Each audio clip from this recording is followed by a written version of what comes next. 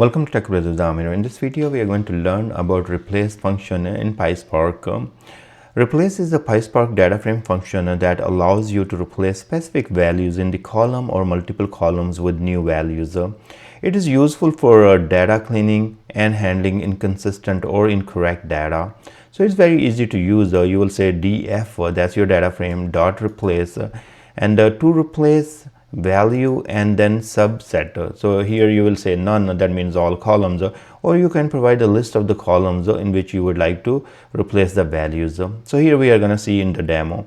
Now we are creating a data set here. So you see that I have ID, name, country and salary. So we have 5 records here for the sample data.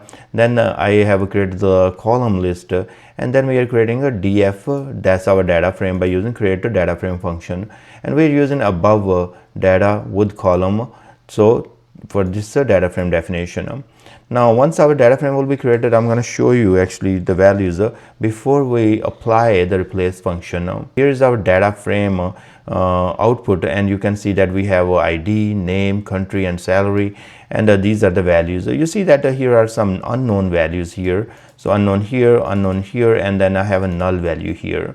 Now what we would like to do, if I would like to replace a single value in one column, that's doable. So here I'm creating a new data frame, and in this data frame I'm saying df dot replace. So df is my original data frame, and then I'm saying replace the unknown value with not provided, and subset is equal to name. So look in the name column. If you find the unknown value, then replace with the not provided. So see right there we have name here, and this has one value unknown, and once we execute this, what's going to happen is going to replace with the not provided. Very simple and easy to use.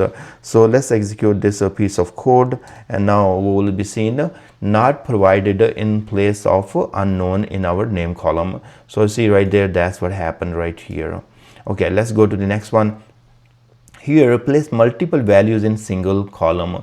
That could be scenarios. Here you see right there I have let's say Pakistan, USA, Canada, these are my countries here, and I want to replace the values. So I am saying here I'm creating a new data frame here, right here, and then I'm saying df, that's my original data frame, replace, and then I'm saying where you find the Pakistan, change with the pk.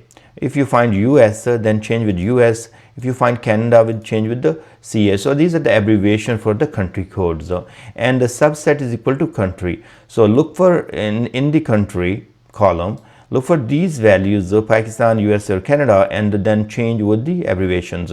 So once we do that, then we are printing this a new data frame right here, and this is going to show us the results. So let's execute and take a look. So here it is. So you see that the full country name is replaced by the abbreviation or country codes in the country column, and the unknown is still sticking there because there was no matching value here. So that's why nothing happened to that value.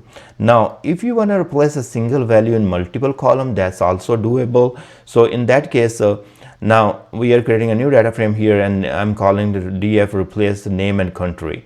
So I'm saying here is my actual data frame dot replace. So now what I want to do, I want to do unknown. If I find unknown in a name or country column, and then replace with the not provided.